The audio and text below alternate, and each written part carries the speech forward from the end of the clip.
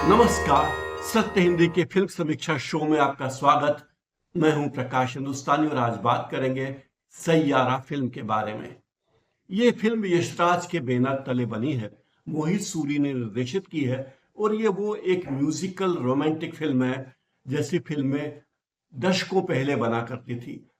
इस फिल्म में भी वैसा ही रोमांच है, दर्द है और गानों की मधुर धुन है। फिल्म लगने के पहले इसके गाने चार्ट बस्टर हो चुके हैं, बेहद लोकप्रिय हो चुके हैं इसके गाने। खास बात यह कि इस फिल्म के हीरो और हीरोइन दोनों ही एकदम नए हैं। आहान पांडे बताते हैं कि चंकी पांडे के रिश्तेदार हैं, कजिन बताए जाते हैं। और अनीत चड्ढा एक नई हीरोइन है। उनका कोई इतिहास लोग जानते नहीं है कौन है वो, लेकिन उन्होंने इस फिल्म में जिस तरीके से काम किया है, जो एक्टिंग की है, वो गजब की है। इस फिल्म की खूबियां बहुत सारी है, लेकिन लगता है बॉलीवुड में फिर से मोहब्बत की वापसी हो गई है। ये फिल्म पूरे समय दर्शकों को अ, अपने धुनों में रोके रखती है। धुनों के साथ इसमें जो भावुक कर देने वाले दृश्य हैं वे भी नए हैं। और आशिकी दो या कहो ना प्यार है की तरह इस फिल्म में भी रोमांस की एक नई शुरुआत हुई है। इस फिल्म की पूरी कहानी एक संगीतकार और गायक तथा एक नवोदित लेखिका के बारे में। उन दोनों के करियर की जंग, प्यार, तकरार, बलिदान, ये सब चीजें जो हिंदी फिल्मों में होती है और हमारे रोमांस की फिल्मों में होती है वो इसमें है। लेकिन जिस गहराई से इसमें प्यार की अनुभूति को हीरो और हीरोइन महसूस करते हैं, वो दर्शकों तक पहुंचता है, यही सबसे बड़ी बात। फिल्म का हीरो एक रॉक स्टार है, बाहर से बिंदास है, भीतर से टूटा हुआ है। हीरोइन एक ऐसी नवोदित लेखिका हैं या कवि गीतकार है जो अपने दिल के दर्द को कविता में लिखती है। प्यार में चोट खाई हुई है। दोनों की परिवार की अलग अलग कहानियां हैं, वो इस फिल्म की पृष्ठभूमि में चलती है। लेकिन जिस तरीके से प्यार को दिखाया गया है, वो संजीदगी आजकल की फिल्मों में देखने में नहीं मिलती। ये एक म्यूजिकल फिल्म है जिसमें प्यार ही सब कुछ है। फिल्म के पात्रों को रोजी रोटी की चिंता नहीं है।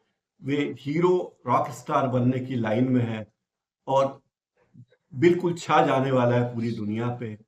हीरोइन उससे बेहद प्यार करती है, हीरो हीरोइन से प्यार करता है, दोनों के घर वाले भी हैं। और इस सब के बीच में वो ताना बाना चुना गया है जिसमें मिलना और बिछोना हिंदी फिल्मों की और रोमांटिक फिल्मों की एक त्रासदी है, वो भी इसमें है।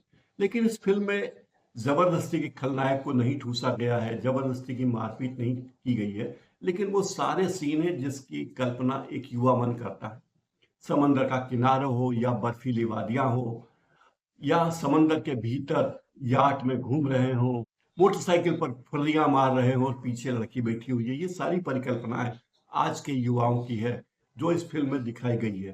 कहना चाहिए कि निर्देशक ने ये समझ लिया है कि देश का युवा क्या चाहता है और उसने वही चीजें पेश की है जो इसमें हीरो हीरोइन के रूप में दर्शक अपने आप को महसूस करते हैं। मोहब्बत का दर्द, जुनून और एक दूसरे के लिए तड़प जो इस फिल्म में दिखाई गई है, वैसी आजकल की फिल्मों में देखने में नहीं मिलती। वैसे आशिकी फिल्म के गाने भी बहुत अच्छे थे, लेकिन उस फिल्म में पहले गाने लिखे गए थे, उसके गाने लयबद्ध हुए और फिर उन गानों को लेकर एक कहानी बनाई गई। यहाँ एक कहानी है और कहानी के साथ गाने बनाए गए हैं, कहानी पर फबने वाले गाने बनाए गए हैं। इसलिए ये फिल्म थोड़ा कन्विंस करती है कि हाँ, ऐसा हो सकता है। इस फिल्म की कहानी रिलेटेबल है। दर्शक फिल्म में खो जाता है और अपने आप को रिलेट कर लेता है। हीरो हीरोइन दोनों नए हैं, इसलिए उनके प्रति कोई पूर्वाग्रह किसी के मन में नहीं है। और फिल्म का म्यूजिक के साथ ही इसका बैकग्राउंड स्कोर भी इस फिल्म की जान है। एक रॉक स्टार को पेश करने की जो शैली निर्माता निर्देशक ने रखी है, वो भी गजब है। वो हर किसी उभरते हुए गायक का ख्वाब होगी। और साथ ही आजकल के नए मीडिया में इंस्टाग्राम, यूट्यूब, इन सब में जिस तरह से नए कलाकार आ रहे हैं और वे छा जाना चाहते हैं, उन्हें लगता है कि उनके उनके रील्स और उनकी क्लिपिंग्स लोग लाखों की संख्या में, करोड़ों की संख्या में देखें। और यही परिकल्पना इस फिल्म में की गई है कि रॉक स्टार हीरो की म्यूजिकल रील्स मिलियंस में देखी जा रही है और रातों रात वो सुपरस्टार बन गया है, जो हर किसी की कल्पना है। किसी की कल्पना होती है यूपीएससी में सेलेक्ट होकर आईएएस बनना, तो किसी की कल्पना हो सकती कि रॉक स्टार बनना। इस फिल्म के निर्देशन की बात करें तो फिल्म के निर्देशक ने एक एक बारीकी पर ध्यान दिया है। दोनों कलाकार जो मुख्य पात्र हैं नए हैं, लेकिन नए होने के बावजूद उन्होंने अपना 100% दिया है। इससे लगता है कि फिल्म में वाकई जुड़ाव महसूस होता है, पर्दे का पात्र वाकई असली पात्र लगता है जो दर्शक को जोड़ लेता है। जब फिल्म के गाने चलते हैं तो मैंने पाया कि हॉल में कई दर्शक गाने गुनगुना रहे हैं। इसका मतलब है कि वे गाने लोगों की जुबान तक पहुंच चुके हैं।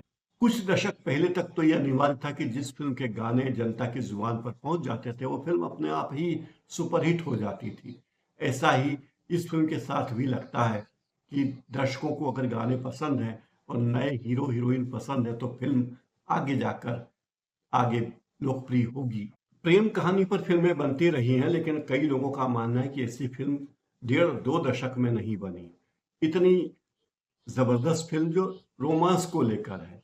फिल्म के कई सीन बड़े मजेदार हैं। एक सीन है जिसमें हीरो यानी क्रिश एक पत्रकार पर हमला करता है क्योंकि वो नेपोटिज्म वाले कलाकार को आगे बढ़ाता है। हिंदी फिल्मों में वैसे परंपरा है कि हीरो को बेकाबू दिखाया जाता है, प्यार के जुनून में उसे उल्टे सीधे काम करते हुए भी दिखाया जाता है, और एक हालत ये होती है कि वो प्यार में अपने आप को ही नुकसान पहुंचाने लगता है। कुछ ऐसा ही मौका इस फिल्म में भी आया है दोनों ही कलाकारों के लिए, जब वे पर्दे पर प्यार के लिए अपने आप को तबाह करने के लिए आमादा हो जाते हैं। इस पूरी फिल्म की इमोशनल टोन आशिकी जैसी ही है। आशिकी और आशिकी 2 में जिस तरह से रोमांस को दिखाया गया था, टोन लगभग वैसी है, लेकिन कहानी अलग है और उसे आज से कनेक्ट करने की कोशिश की गई है। कई बार लगता है कि कहानी अधूरी है या भटक गई है। इंटरवल के पहले जिस तरह घुमा फिरा कर कहानी बताई गई थी वो थोड़ी अ, जटिल लगती है। थोड़ा टाइट एडिटिंग होती तो ये फिल्म थोड़ी छोटी हो सकती थी। 2 घंटे 40 मिनट की फिल्म है, थोड़ी छोटी हो सकती। आज इस कार्यक्रम में फिलहाल इतना ही। धन्यवाद। नमस्कार।